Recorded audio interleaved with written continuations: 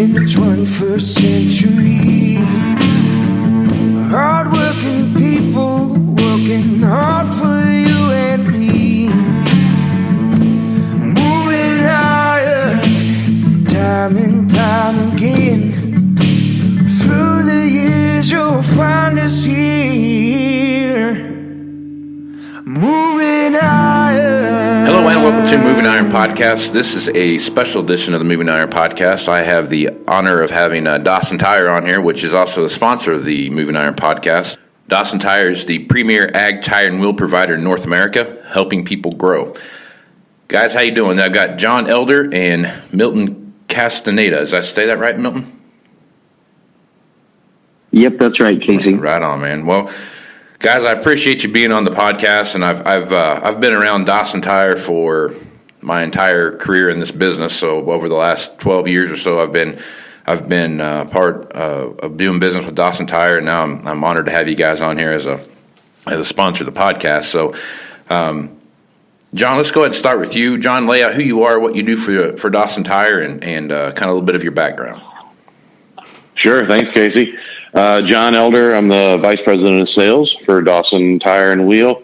Actually, haven't been with Dawson too long, but I've been in the ag business for, it's been almost 20 years, I guess, professionally. I've worked for John Deere for a number of years, and then just recently worked for Lindsay Corporation and Center Pivot Irrigation Systems, and now I'm the sales manager for Dawson Tire and Wheel.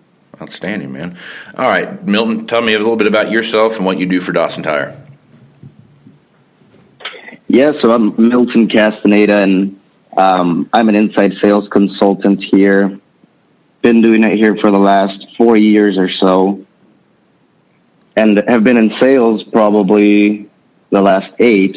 So I'm fairly new to the ag business, but the last 4 years I've learned a lot for sure. Outstanding. All right.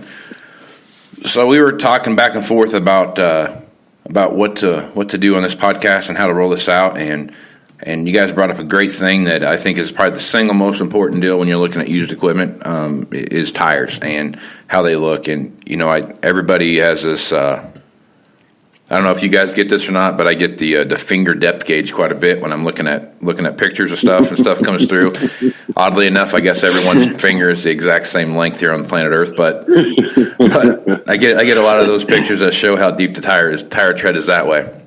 So we want to talk about evaluating tires and what that looks like. And I think that, especially with the way tire prices are right now, that is the single most important thing, not only cosmetically, but when you have to retread a machine, there is some expense there that could really wreck what you have as far as used equipment goes if you don't have the right setup there. So, Milton, why don't you start off there with how kind of walking through what you look at as from the inside sales rep. I know you guys are buying and selling tires all day long. Talk to me a little bit about what you look for in tires and how you kind of start that process.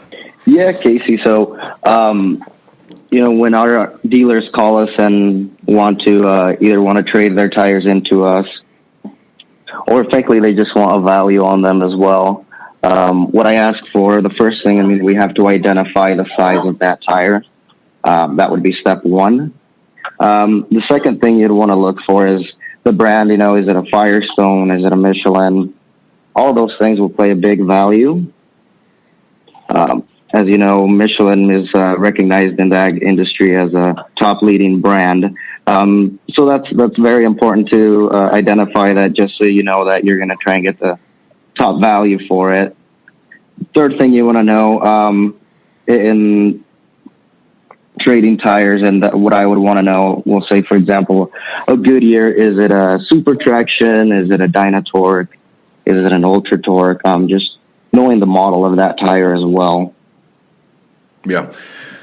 And the fourth part to that is, if you've got a gauge with you, that would be great. If not, a tape measure works just as well. The finger sometimes isn't the best, so I do ask, hey, by chance do you have a tape measure? So that really helps both ends, really. Mm-hmm. Want to give you the most value that I can in a picture with a finger, just I could say it's 80%, but with a tread depth gauge, it gives you more of a spot on. Yeah. And then the last thing you look for is around the tire. Is it still usable? Does it have stubble damage to it? Are the sidewalls cracking? So you want to look at all of those things, and then you would assess your value that way.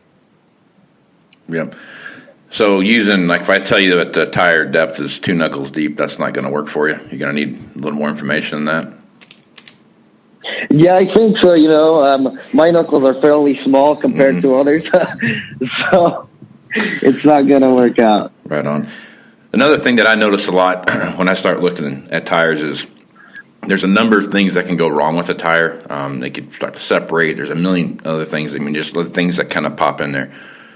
What are some telltale signs that you look at beyond stubble damage and those kind of things to start seeing just the overall structural integrity of the tire? How do you judge that, and what do you look for there?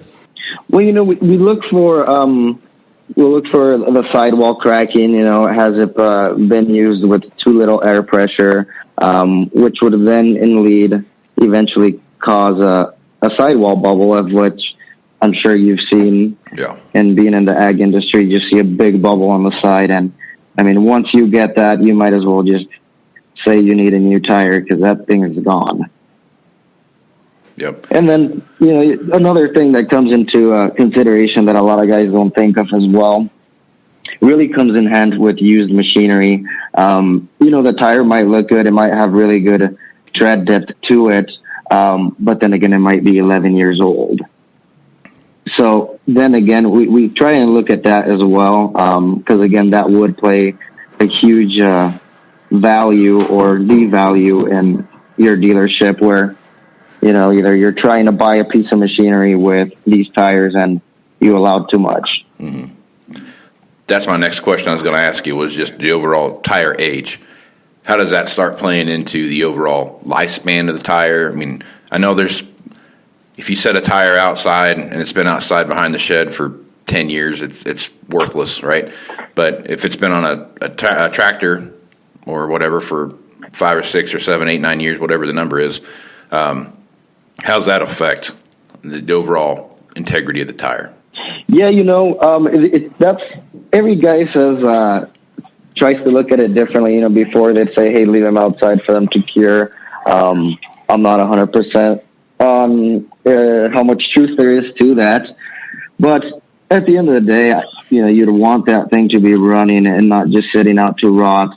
Because just having rubber out, as you can see, it's going to crack, and eventually, again, it's going to have separation in the carcass, which you don't really want. You want it to be on a machine running for 5, 6 years instead. Right. Is there a point in time where you? It's hard to. Go ahead. I'm sorry. Go ahead. No. I was just going to ask you is there a point in time where, let's just say I have a tractor that I don't use as much as my other one. It's a backup tractor or whatever. It's a special tractor in the family or something like that. Is there a point in time when I should look at that and say, you know what, I've had those tires on there for 8 years. They still have plenty of tread on them, those kind of things, but I probably should start looking at maybe trading those tires out. Is that something to look for? No, I really wouldn't look at it that way just yet. If it's a piece of machinery that you just kind of use as your backhoe, you don't really use a lot, we'll say. I would say as long as those tires hold air, I would use them to the end. You still want to look around every now and again and try and see if there's any sidewall bubbles or if there's any bead leaks, just kind of those things. But no, I wouldn't look at trading that tire in or switching it out just yet. Okay. So tire technology has come a long ways here over especially the last couple of years with, low sidewall tires and guys are looking at size of machines and, do I need to get some real fat super single type approaches, 900 to 1200 metric tires, just huge tires in the front. We're starting to see some stuff like that. When you're dealing with a customer and you're asking them questions, what are some of the questions that you look at? And I mean, how do you determine when a dual situation is better than a super single situation? In those cases, it all really depends on the application. Every field is going to be different. You see other guys where, hey, if you're dueling it up with 800s, you'll see it outperform a big super single. And then you have other guys say the other way around. I think, in the last few years, the big super single has come more into the market, has been more accepted. And honestly, yeah, it does do what it's been marketed to do. And again, I really think it would come down to preference at that point as well. Right. The overall width of the machine starts to play into the effect of the tire size. Is that something that you start talking about with guys too? Yes, that was what I was going to say next as well. Yeah, the overall width. A lot of the guys, hey, if I can still achieve this minimal soil compaction and still be able to float without having this wide of a machine, you do it, because then trying to turn around is going to be a pain. So a lot of the guys, that is one of the things that they would consider as well. Yeah. Yeah. So yeah, the overall size of these machines is just getting they're getting wider and they're getting longer. As machinery gets bigger. So there's a lot of things that are taking place out there. John, right now, as you've been around the ag business for a while, like you said, you've worked for some manufacturers, you worked for John Deere, and you worked for Lindsay Corporation on the center pivot irrigation side of the business. I guess, what are some of the things that you've seen take place over your career, and how are you looking at the market right now? Yeah, so it's a really interesting market, Casey. I think the ag industry has definitely changed significantly. I mean, you just look at the use of technology within the ag industry in general, and the fact that today, you're driving a computer when you're driving through the field. Yeah. But the interesting thing that I find is that most people don't even think or look at their wheel and tires or at their tires. As long as they're holding air and as long as they're being able to move through the field, they're good to go. But in reality, it's probably the second most expensive wear part on any machine in the field today, next to your engine. Yep. So people take really good care of their engine. There's a lot of technology in the engines. There's a lot of technology that's gone into the tires. It's just interesting that it's probably the most overlooked aspect of any ag machine in the industry today. Yeah. So another thing Dawson Tire does well, you guys are really big into irrigation tires for center pivot irrigation. I guess talk about that a little bit and talk about the technology you see there. It's not just a rubber tire on the end of an aluminum boom anymore. It's there's a lot of stuff that go into those tires. Yeah, there sure is, especially when you look at the ag irrigation world. Those tires run in the exact same spot over and over and over throughout the year. And if you get a year where you need a lot of irrigation and the pivot turns all year long, different soil types react differently to different types of tires. You've got your bias tires, you've got your radial tires, and you've got your airless tires or no flat tires. And there's different solutions for each one of those issues. The biggest thing with irrigation is figuring out what are the traction needs or what are the tracking issues that go along with that particular field and that particular condition. We offer various solutions to that between the Vortex radials, Trelleborg radials, Vortex bias ply, and then even the Rhino Gator for flat free. The flat free tire is one that I've watched here over the last 4 or 5 years kind of really grow. You're starting to see more of those lime green tires out in the field, and as they kind of track across the field. Do you have more customers looking at that from a maintenance standpoint, kind of a fixed cost kind of issue, or is it just really just depends on what their situation might be? I think it's both, Casey. You've got some situations where, in the right soil conditions, those flat free tires, I should say, are a great solution. Where you may have had issues with tires losing the bead, tires getting punctures, or just tires wearing out, getting old and getting flats, and then your pivot gets stuck in the field. So it is a great solution if that's one of your tracking issues. When you talk about most guys that have center pivots, when you ask them what their biggest concerns are, biggest issues, somewhere in the top 3 is going to be tracking. And it's either going to be having to fill in the tire tracks or do the maintenance in the end of the year, or pivots getting stuck, or flat tires on pivots. So it just kind of depends on the situation as to what what's the best solution to theirs. The biggest thing with irrigation is understanding what those issues are and then providing multiple solutions. Right on. So as part of any of this stuff goes, I mean, whether we're talking about tire strength or tire integrity or evaluating tires, there's always a service point that goes on there. And we've talked about, you mentioned that earlier, how there was next to your engine, tires are the most expensive thing on a piece of equipment, and the maintenance that goes into that. Talk about the service Dawson Tire offers out there right now with the mobile trucks you have, and some of the servicing points of these tires. Yeah, sure. So Dawson Tire, we offer service in especially in the Nebraska, Kansas, kind of eastern Colorado markets, the markets where we have the ability to get to relatively quickly. We do offer full service trucks. They can do everything from a demount, remount, to fixing whatever you need when it comes to your wheels and tires. Matt, who is our service manager, great guy, easy to talk to, easy to deal with, really on top of the game. So really appreciate him going out there and being the front guy for the service department. But it's just something, honestly, that I think a lot of ag dealers, in my experience, they really don't want to mess with if they don't have to. And so what we try to do, Casey, is provide a value to your John Deere, your Case, your AGCO, any of the big dealers that have wheel and tire issues. Is we want to be that service provider. We want to be the one that can provide value. And instead of doing a demount, remount, hey, let's talk about doing an unbolt, rebolt, because it's a whole lot easier to send a technician out there and unbolt a tire and wheel that's a problem child and rebolt one that's in good shape, versus having to go out there and pull the rubber off and put new rubber on. So that's kind of where we want to end up in this field, is be that the solutions provider. Yep. So I'll ask this question to both of you, and you guys can both respond to it.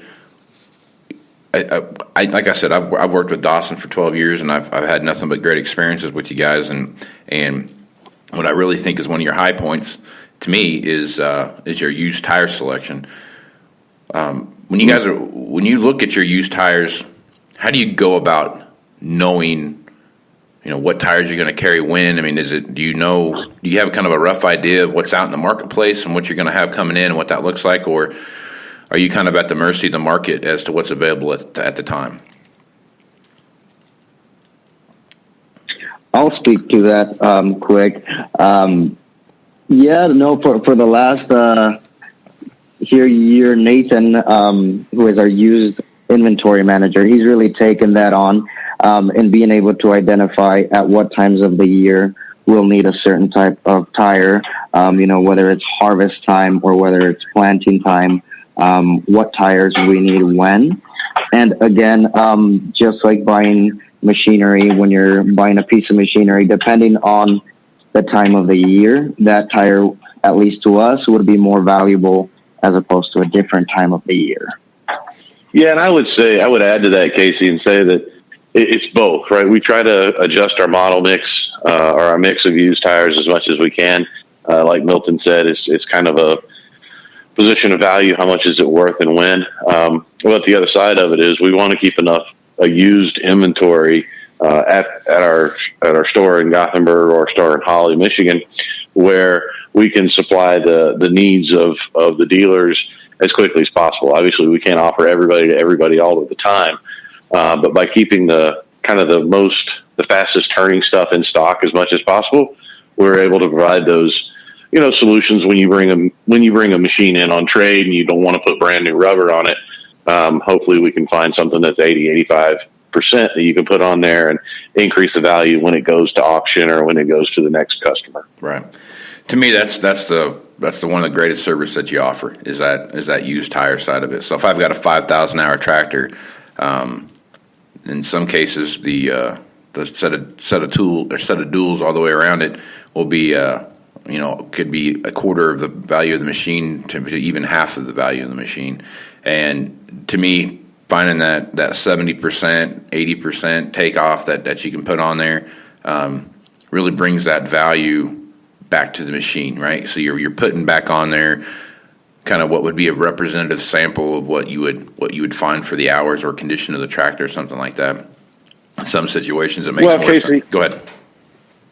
I was just going to say, I mean, you and I'm sure you've been, I know I've been, we've been to auctions, we've been to a lot of dealerships with a lot of used equipment sitting on the yard. Mm-hmm. And what's the first thing that you notice when you walk up to a piece of equipment, right? Tires. When you look at a piece of used equipment, the first thing you're going to look at is you look at the condition of the tires. Yeah. Unless it's beat up, dented, but in most cases, they're all in pretty good shape. They all look pretty, whether they're shiny green or shiny red, right? Mm-hmm.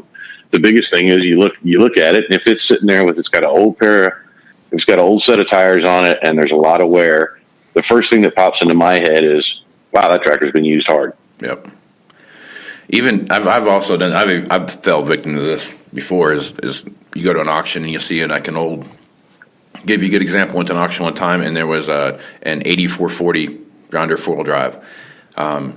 And it looked like an 8440 John Deere 4-wheel drive, faded paint, and you could tell it'd been outside. It's an old tractor, been outside for a while, and it had a brand new set of tires on it, and this like the tires put an aura around the tractor that I couldn't draw myself from, but that new set of tires made a world of difference in what that machine looked like and how it presented itself and everything else that was there. So there is a huge benefit to having a machine the way it looks.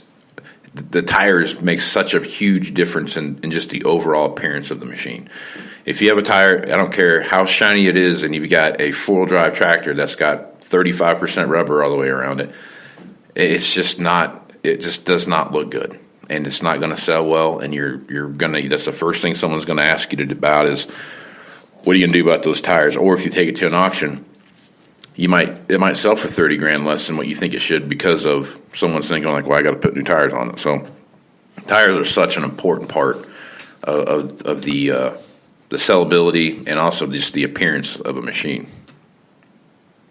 That's so true, Casey. I mean, we've seen actually where we've actually seen swings of $40,000 on a 4-wheel drive tractor based on the condition of the rubber on the machine. So it's like I said, I mean, the engine is your most expensive wear component on a tractor, but the next one is very likely the set of tires that are on it. Yeah, and that's why I like that used tire selection you guys have. Is just if I can put a set of 80% rubber on a whatever 9620 or whatever it is that I have out there, it's going to make the world of difference.